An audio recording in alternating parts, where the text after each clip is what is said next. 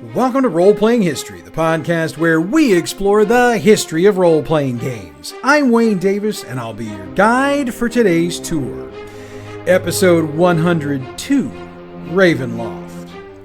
This week's topic is one that really doesn't have a middle ground. You either love playing in it, or you curse the day you found out about it and don't want the books anywhere near you. Ravenloft will do that to you, believe me. I was in that second group at one time, but whether it's age or experience playing, I feel like I could run a group through the setting and we'd all have a hell of a good time. Before we can talk about Ravenloft, we have to talk about its inspiration. Tracy and Laura Hickman are the creators of the setting, and in 1978 they wrote two adventures that would eventually become standalone modules, Pharaoh and Ravenloft.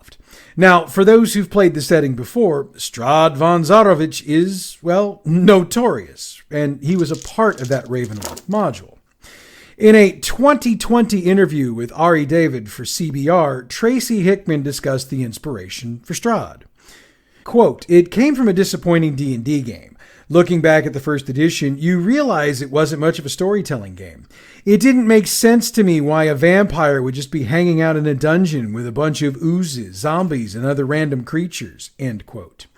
David noted that, quote, "So he and his wife set out to create a vampire villain with fleshed out motivations and history." End quote. Let's pause the history of the setting here for a moment and discuss first edition, shall we? I know I covered it in an episode of its own quite a while back, but when I was researching it, what I was hearing from the OG gamers was how much they loved it and missed playing it. That being said, I'm pretty sure those were comments made from the perspective of time and how we tend to alter how we feel about them. And I say that because of the number of interviews I've read over the past year, just like the one I just quoted. And from having played First Edition, I can tell you from experience that it's the truth. First Edition D&D was pretty much always a dungeon crawl, and you'd have your vampire or dragon or whatever just sort of hanging out in the dungeon, waiting for the party to come along and try to kill it for its treasure. Didn't make a whole hell of a lot of sense to me either, but then again, I was a kid, so what the hell did I know? By the way, if you've never played or seen First Edition, grab yourself a PDF copy, check it out, and get back to me. Chances are you are going to agree with my assessment. All right, back to the history lesson. The Hickmans determined at some point that the vampire archetype was exceptionally overused. On top of that, they considered it to be trite and mundane. So when they were working on Ravenloft, they vowed to create a vampire archetype worth the title of vampire. They wanted one who was genuinely scary and one that wouldn't just be there for players to slaughter wholesale. So with an adventure and a scary big bad evil guy created, the Hickmans decided it was playtest time. They playtested the module every Halloween for 5 years, using their own game system and calling the adventure Vampire. Vampire became Ravenloft because, as the Hickmans have noted frequently over the years, their friends kept asking them about their Ravenloft game. The Hickmans' friends weren't the only ones who took notice. TSR eventually found out about Ravenloft, and they were hired to adapt their game into an AD&D module, which was number 16, Ravenloft, and it was released in 1983. That module won the 1984 Strategists Club Award for Outstanding Play Aid. And it got a sequel, 1986's Ravenloft 2, The House on Griffin Hill. On top of that, 1986 also saw an AD&D adventure gamebook novel based on Ravenloft, Master of Ravenloft. So the setting was off to the races, as it were. Ravenloft really started to pick up steam in the second edition of AD&D. It was released as a box set, full campaign setup in 1990. And for those box set geeks in the crowd, it's lovingly referred to as the Black Box, and you can figure out why. If you can't, that's what Google's for, kids. The Black Box won the Origins Award in 1991 for Best Graphic Presentation of a Role-Playing Game, Adventure, or Supplement of 1990. Ravenloft as a setting got itself not one, but two revisions over the years. The Ravenloft campaign setting, or the Red Box in 1994, then the Domains of Dread hardcover book in 1997.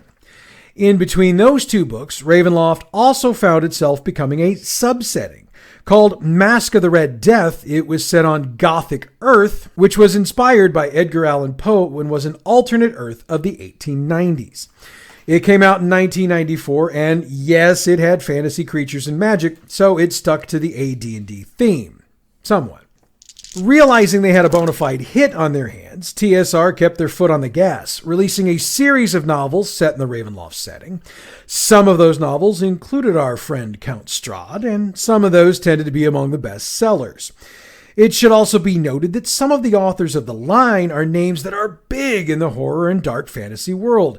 Elaine Bergstrom, P.N. Elrod, Christy Golden, and Laurel K. Hamilton, among a few. So let's talk 3rd edition. As we've discussed in every setting show we've done, when Wizards of the Coast bought D&D from TSR, they pretty much decided that other than the Forgotten Realms, they weren't overly interested in producing materials for the other settings. Over time, as we'll see shortly, some of those feelings changed, but in 2000, they were strong.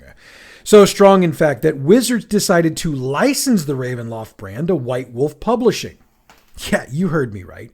Wizards of the Coast willingly licensed one of its most popular settings from the 2nd edition of the game to one of its top competitors in the tabletop role-playing game publishing game. And White Wolf wasted zero time jumping on the D20 3rd edition train. Using their Sword and Sorcery Studios imprint, they released the D20 Ravenloft campaign setting in 2001, then followed it with the 3.5 edition Ravenloft Player's Handbook in 2003. Now, some of you might have books with the Art House name on it instead of Sword and Sorcery. Still White Wolf, it's just a different imprint. If you read these books, you'll notice some differences from the Wizard D&D product, and that's due to the intellectual property clauses of the OGL. That meant that D&D specific deities like Bane were replaced with deities of S&S's own creation, in this case, the Lawgiver. Other than the Wizard's IP specifics, everything else about Ravenloft remained from its original versions. This deal continued on until August of 2005, when the license reverted back to Wizards. However, there was a clause in the deal that allowed White Wolf to continue selling its backstock until June of 2006. This led to an issue for White Wolf, as they'd already worked out another supplement called Van Richten's Guide to the Mists, and since they could no longer publish new material, they decided instead to release it for free in PDF form in September of 2005. And for those who just realized that the Van Richten's Guide thing sounded familiar, that's because it is. TSR had published a bunch of these in the 1990s. The Guide to the Mists was intended by White Wolf to be a new entry in that line. Would have been interesting to see how the line would have continued had they kept the license. When they got the license back, Wizards realized the line still had a lot of life left in it, so they took advantage and got to publishing. The first release was in October of 2006. They dropped Expedition to Castle Ravenloft, which was a hardcover version of the original adventure for 1st edition, updated for the 3.5 edition of the rules. And yes, I bought that bad boy the day it hit the shelves. Never got a chance to run it, but I own it. Gonna have to dig it out and show it on the YouTube channel at some point. Anyway, they jazzed up the release with maps taken from the original release and left unaltered. They also presented some new character generation options, with the idea being to make Expedition a standalone adventure, appropriate for any D&D campaign setting. What makes that cool is that not only could you do Ravenloft in the Forgotten Realms, if you chose to just run it, all you needed were the 3 core rulebooks. It should also be noted that this version of the Ravenloft setting was very different from what White Wolf had been publishing for the previous 5 years, and that's pretty much standard operating procedure in the industry, so no big shock there. It was also around this same time that the buzz around the industry was that Wizards was going to release yet another edition of D&D. And on top of that, there was a lot of chatter about the possibility of Ravenloft being an official setting for the new edition. Now, I've discussed in the other setting-specific shows that I've done that every time there's a new edition, the buzz starts about whether someone's favorite settings will make the cut, so one would wonder what's so different in this case. First, you have to take a look at the history of Ravenloft in its totality. There had always been some sort of setting material out there since it was first released in 1983. So the fact that it had been officially a part of the D&D world made it easy for gamers to speculate that it would be again. Another factor to take into consideration was that Expedition was basically a brand new setting for D&D, and it was released very late in the process, especially if the 4th edition chatter was to be believed. Shannon Appelkline noted this in his book Designers and Dragons, adding that, quote, "It was a fond look back at one of the most notable adventures from the AD&D days, just the sort of thing that Wizards had published in the waning days of 2E." End quote. One more factor to take into account here is that some of the rules in Expedition weren't exactly the same as 3.5. I mean, they worked with 3.5, but they were just different enough to keep the tongues wagging. And it turned out those wagging tongues were right. By the end of 2006, Wizards had announced 4th edition would be coming, and that Expedition had been a part of the gradual introduction of the new edition, thus the explanation for the subtle rules adjustments. But the introduction of Ravenloft into 4th edition took a bit of a back seat. There were 2 new Ravenloft novels released in 2008, Black Crusade and The Sleep of Reason. Prior to that, Ari Marmel dropped a short story on the Wizards website for Halloween. Titled Before I Wake, it, along with the novels, cranked up the speculation that a 4th edition supplement was forthcoming. Wizards announced in their September 2008 Digital Insider that Ravenloft would be coming back, and the introduction would begin with the October online issue of Dragon Magazine. The Manual of the Planes from 2008 brought the retcon cosmology of Ravenloft back, and again, fans were waiting with bated breath for a full-on Ravenloft release. Now that never happened. While it was announced to be coming at Gen Con 2010, for whatever reason it never made its way into print. However, it did see a comeback as a board game, 2010's Castle Ravenloft board game. There were also official articles with the setting and some information. Fair Barovia from Dungeon Magazine in October of 2012, and History Check, Strahd and Van Richten in Dragon Magazine that same month. So while fans were bummed about not getting Ravenloft in the most recent edition of the game, the rumors and excitement levels cranked back up when Wizards announced 5th edition. That being said, after all the rumors that didn't pay off for 4th edition, there was a large number of the fan base that were hedging their bets just in case. The patience of the fan base paid off, as Wizards tested the waters by publishing an adventure module in 2016 was set in Barovia, which is one of the main locations within Ravenloft. Titled Curse of Strahd, it was intended to be an adaptation of the original Ravenloft module, updated for 5th edition. Wizards of the Coast handled the design of the module in-house, using Christopher Perkins as the lead. They didn't stop there, though. They brought Tracy and Laura Hickman on board, and according to multiple sources, the 3 met frequently to discuss new ideas for Ravenloft. Curse of Strahd is the result of their many interactions, and it was very well received upon its release. They didn't stop there. A new edition of the Curse of Strahd module, called Curse of Strahd Revamped, was released on October 20th, 2020. In addition to being an updated version of an old favorite, Revamped was also the first release under Wizards' new focus on diversity and inclusion, specifically as it pertains to the Vistani, who were originally based on the stereotypes about the Romani people. Wizards made it a point to note that they'd revised the description of the Vistani in the new release. And I don't want to hear shit about the diversity thing. For those who don't like it, that's your right. For those of us who do, it was a welcome announcement. We can agree to disagree in a civil manner. The most recent announcement concerning Ravenloft was a new campaign sourcebook released in February of 2021 called Van Richten's Guide to Ravenloft. It fleshes out the campaign world a bit more for 5e and introduces more domains of dread to the edition. And we'll get into those domains of dread in a few.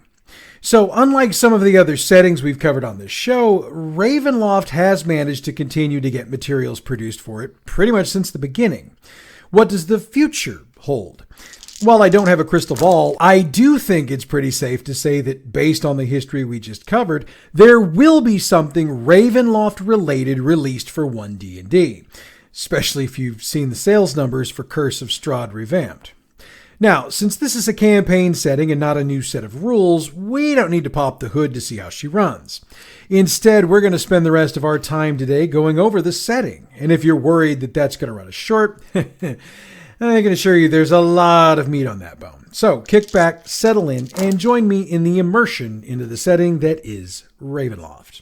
The first thing we need to know about Ravenloft is that since it began, it's been acknowledged that Ravenloft exists in what is known as a pocket dimension, which is one of those alternate space-time existences. That's what allows Ravenloft to essentially exist in any campaign world you want to use it in. I think it's also pretty obvious that Ravenloft is a gothic horror setting, which we've hit on with the various examples of the releases over its history. When it comes to running Ravenloft, DMs are strongly encouraged to set up their scenes to get the maximum amount of apprehension and fear as possible, so whatever it takes to ratchet that up should be employed. Of course, there needs to be a payoff to that, and it tends to come in the face-to-face meeting with whatever nameless evil is involved in the plot.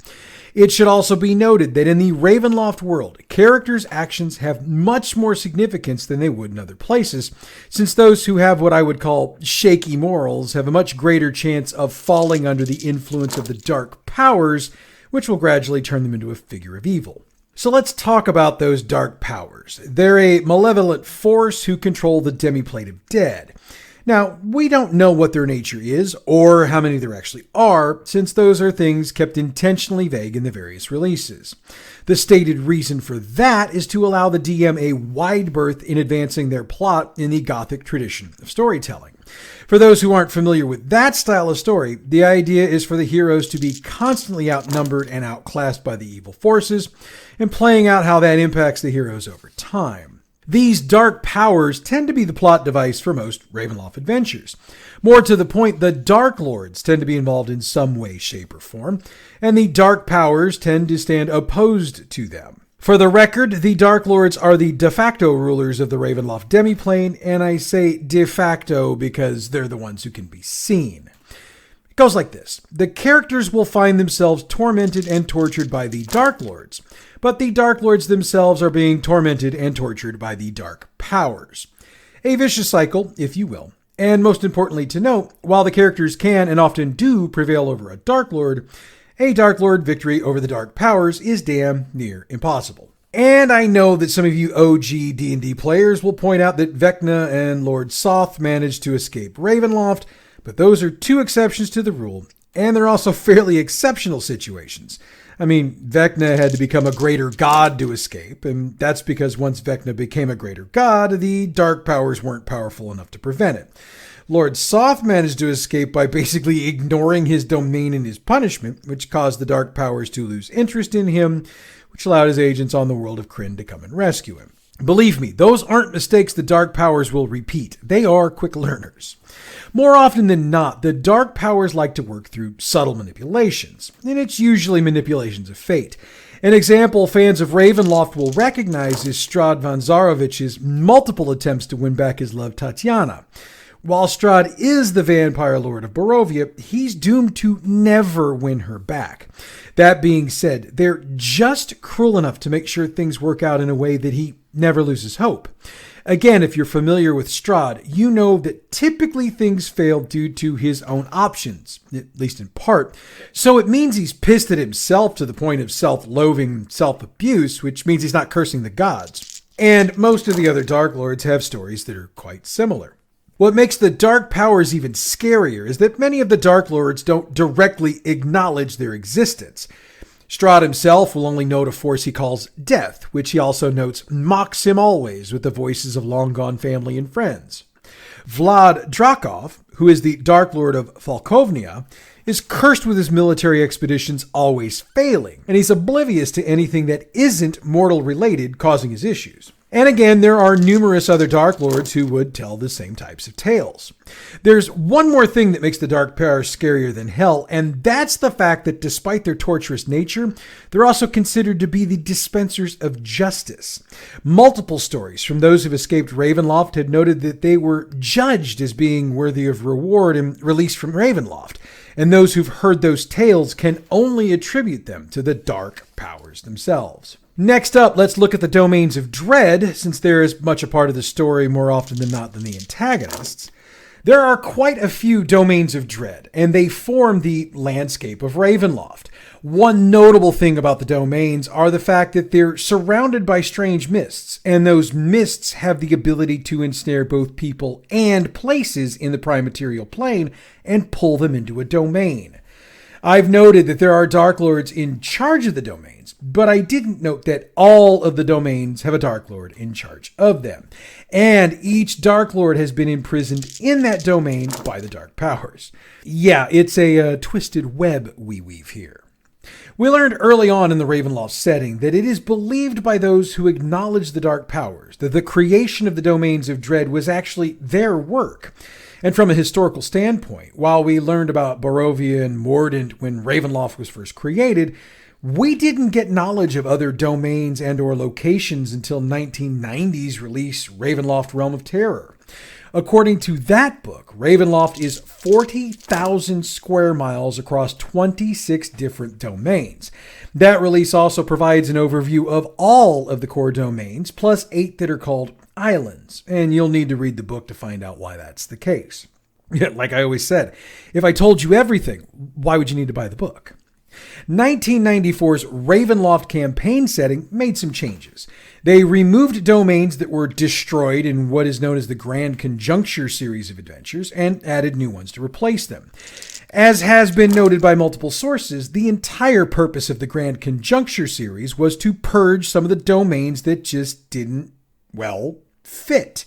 Others were either purged or heavily redone because their leaders were too similar to some of the others that had been previously established. The changes brought the number of recognized core domains to 20, with 9 islands also a part of the picture. Fast forwarding to 5th edition, Van Richten's Guide to Ravenloft details 39 domains, and again we see an overhaul of a great many of those, while those that remain basically unchanged got advances in other ways that didn't alter their basic structure.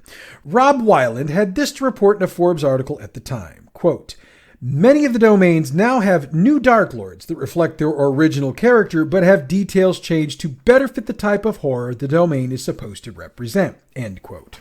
Several of the domains have become pretty popular over the years, so let's take a look at them. I've mentioned Barovia more than once already during today's show, and it has the distinction of being the first domain introduced. It's also the home of Strahd von Zarovich, which means if you're playing a game with Strahd in it, you're definitely in Barovia. For the record, the Hickmans have noted over the years that Barovia, and Strahd, if we're telling the whole truth, was inspired by Bram Stoker's Dracula. Carnival is a rather interesting domain. It sort of it wanders through the mists. It's populated by what are called wild performers, you're going to have to trust me on that one, as well as a powerful living sword. The name Darkon should give you an idea of what you'll be dealing with in this domain. It's broken, dark, and in a nearly frozen state. And by frozen, I don't mean in ice. Its central castle is literally frozen in time and frozen in the process of being exploded. It's also trying to reassemble itself in this state, which is sad to witness in and of itself since it's never going to succeed at that. It's a domain in decline since its Dark Lord, the Lich Aslan, has gone and disappeared. The other domain I've mentioned a lot today is Falkovnia. Originally, the Dark Lord running things there was supposed to be an analog for Vlad the Impaler. Critics have noted that the domain was rather undefined beyond that. Van Richten's Guide to Ravenloft adjusted this, though, and it is now one of those Groundhog Day loops. If you haven't seen that movie, check it out. Not the best movie ever made, but it'll give you an idea of what in the blue hell I'm talking about here. Haslin is what's called a magocracy, which makes sense since its ruler is the Red Wizard Haslick. He sees Haslin as his own personal magic laboratory. So take all of those horror movies where the bad guy is performing grotesque experiments on his victim, swap it with spells, potions, and the like, and you've got the basic idea of what's going on here. La Mordia is the author's nod to Mary Shelley's Frankenstein. And that's regardless of what edition of the setting you play, since it was originally ruled by a flesh golem created by Victor Mordenheim, but is now ruled by Victra Mordenheim, who's a mad scientist tortured by her inability to replicate the unbreakable heart device that keeps her reborn lover Elise alive. Like I said, a nod to Frankenstein. Whew. Okay, so I keep talking about these Dark Lords. Let's take a minute to explore that a little bit. As I've mentioned, the term Dark Lord is used to refer to the ruler of a domain. We've also noted that those rulers have been both mystically imprisoned and cursed, so there's that as well. Dark Lords are individuals who have, at some point, committed what would be considered to be at least one horrific crime, and that crime brought them into the radar of the dark powers. They then created a personal kingdom around that individual, and we've noted that it's both their kingdom and their prison. There is a slight advantage here in that the Dark Lord gets some pretty serious powers, but that's balanced out, sort of, by the fact that they can never leave it. They can, though, seal the borders of their domain just by thinking it. The torture, by the way, for a Dark Lord is to be forever tormented by the object of their desire, which tends to be the object they committed their crime for. Think of it like the Hotel California. You can check out any time you like, but you can never leave. Okay, no Eagles fans out there. That's my bad. After having mentioned them when I mentioned the 5th edition updates to the Ravenloft setting, I realized we really need to take a closer look at the Vistani. They are a nomadic ethnic group, and as I noted earlier, are based on the Romani people.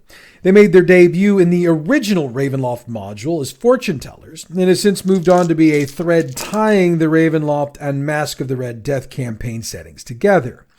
In Ravenloft, the Vistani tend to have a bit more of control over those mists I referred to earlier, which makes them the go-to folks if you need to get from one domain to another. If you played Ravenloft in any edition before 5th, the Vistani were superstitious, with the ability to curse characters with the evil eye. Since these are considered to be negative stereotypes, they were removed for 5th edition, with their abilities grounded in magic available in that edition. With the setting covered, I had a couple of other things I wanted to hit on before we wrap the show. I noted in the history of the game that it's not only been a campaign setting, but also a part of numerous novels over the years. It's also been a part of 4 video games: 1994's Ravenloft Strahd's Possession, available for PC, 1995's Ravenloft Stone Prophet, also for PC, 1996's Iron and Blood, Warriors of Ravenloft for the PlayStation 1, and 2018's Neverwinter expansion, which is available on Windows, Xbox One, and the PS4. There have also been 2 actual play streams for Ravenloft. The first, Tales from the Mist, ran from 2019 to 2020 on the official D&D Twitch and YouTube channels. The second is still running, the Black Dice Society. So if you're curious to see how Ravenloft plays, check one of those out. And finally, what would a deep dive of a campaign setting be without a review or two? In 1994, Rick Swan noted that, quote, "It just doesn't seem special. It's a Forgotten Realms variant with a few more bats," end quote. As more supplements came out, though, his tune changed. Quote, "The Ravenloft campaign has proven to be a credible adventure alternative for players interested in the dark side of the AD&D game. Though it lacks the flamboyance of Call of Cthulhu and the bite of vampire, the Ravenloft setting remains the hobby's most enduring fusion of horror and fantasy," end quote. Dark Days Radio has declared Ravenloft as, quote, "the greatest D&D campaign setting," end quote, noting specifically the unique gothic horror elements and the classic villains like Aslan Rex. So that's Ravenloft, or at least the half-hour version of what Ravenloft can be. If you're interested in finding out more about it for yourself, the earlier releases can be found in used game shops or as PDFs from the GM's Guild. The 5th edition materials should be available in your local game shop, so head over there if you're interested. And with that, we've come to the end of today's show. Next week, I'm finally ready to drop the first show with a list of the most popular game modules of all time. Our show next week will be a list compiled from various reviews and shorter lists put together by various writers and critics within the hobby over the years. And that reminds me, if you're interested in getting your choices into the episode we do about fan favorites, you've still got time. Hit me up on the socials or by email and let me know what modules you want to see make the list. In the meanwhile, please check out our other podcast, Bad GM's Campaign Build Along. This week, we pick up with the mystery we started last week, and we'll peel another layer off of that onion to get us a bit closer to the first appearance of our big bad evil guys for the overall campaign. Bad GM's Campaign Build Along is available wherever you get your podcasts or on our website, badgmproductions.net. The music we use for this show comes from Pixabay.com. Check them out for all your license-free, royalty-free music needs. Roleplaying History is a production of Bad GM Productions. Check us out on Facebook at facebook.com/gaming/badgmprod, on Twitter at badgmp. YouTube and Tumblr, it's Bad GM Productions. You can email us, badgmproductions@gmail.com, and online, it's badgmproductions.net. Next week, we find out what game modules the writers and critics feel are the best game modules of all time. How many made the cut? You're going to have to check out the show next week to find out. Until then, I'm Wayne Davis, and your role-playing history